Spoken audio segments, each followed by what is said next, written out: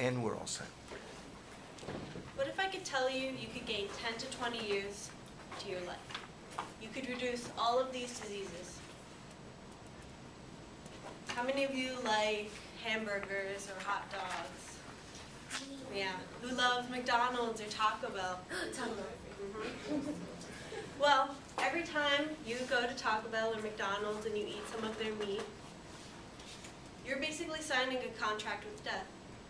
You're willing to accept every one of these. You are. Are you willing to accept obesity, hypertension, stroke, kidney failure, cancer? What is red meat? Red meat is meat that isn't fowl or from the sea. It's deer, cows, sheep, goat, pigs. It was once hailed as a superfood of the 1950s because the middle class was growing. They needed more food to sustain themselves.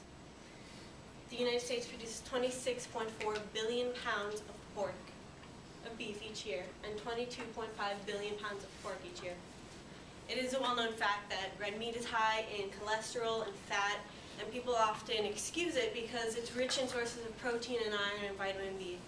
How many of you often hear, eat your meat, it's full of protein, you have to eat it?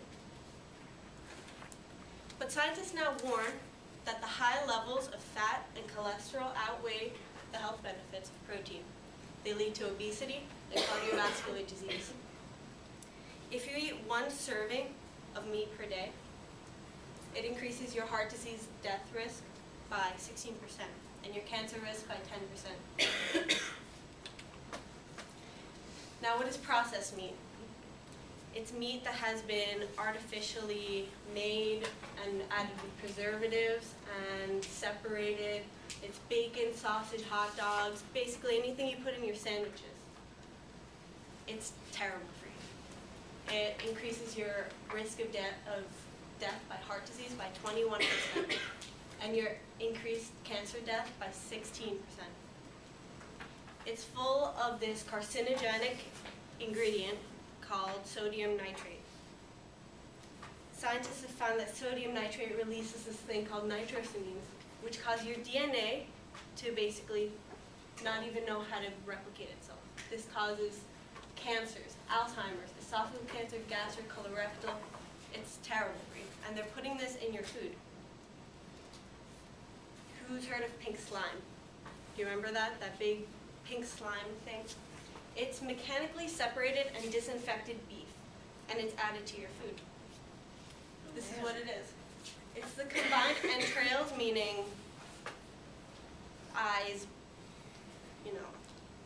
intestines, everything, fat, muscle, simmered over low heat and separated, and then it's sprayed with ammonia gas to disinfect.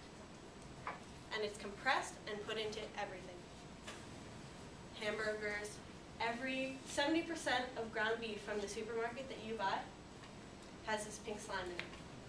And the USDA plans to buy 7 million pounds of it to feed children. The meat industry is a big industry. They have a lot of money for lawyers, and they're allowed to go through a lot of loopholes to feed you this pink slime.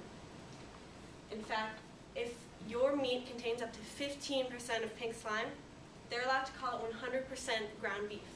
They're allowed to lie to you, legally. Now, it's a common myth that meat is the best source of protein. It's not. There are better ways to get your source of protein than from eating harmful, fat-filled meat. These are fish, turkey, eggs, and chicken for you meat lovers. You could replace it. Or if you really want to be healthy, beans, soybeans, and grains. In conclusion, stay away from red meat. It causes cancer and obesity, stroke, heart attack, and staying away from it could give you up to 20 years of your life.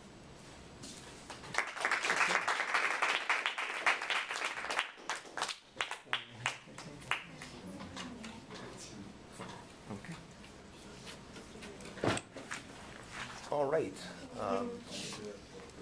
Our peer listener, for Stephanie, go ahead. I don't like her presentation because she didn't come out like all too, I don't know, like she wasn't all in your face about it. She just made you she asked like rhetorical questions, and she opened my eyes to like the harm I'm doing to myself because I eat a lot of Burger King and Dunkin' Donuts and all stuff, and she made me knowledgeable about the red meat and about that pink slime. I didn't know about the pink slime until now, and and it opened my eyes to how much like the government lies to us just to make us purchase things and all that stuff. So I really liked the presentation, and the conclusion was it was short and brief. Okay. And she left it like, oh, it could add 20 years to your life, so that was an impact too. So it was good. Okay. Let me give you my take on it. First of all, I thought it was very powerful, very effective. It was clear that you're passionate about this topic, and you really care about it. You were energized, good eye contact, good integration of what you had on the PowerPoint. And so all of that was fine. A couple of little things, okay?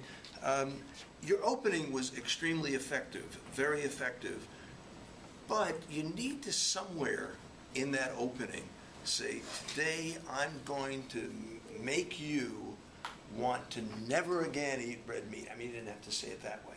But you want to, somewhere in that first minute and a half, you want the people to exactly know. Now, I got a sense of that. Certainly when I saw the red meat, you know, I saw it even more. But that's just something to remember. One other thing, the conclusion was very good, but truly it's supposed to be kind of a recap. So what you do is you say, let me just tell you that I told you a little bit about all the dangers of red meat, you know, I told you this, and that. Not a long thing, just a sentence like that. And then to have gone to the conclusion that you did. So overall, we've had 2 excellent speeches so far. Okay, thank you. Is this the recording? I'm sorry? Oh, did I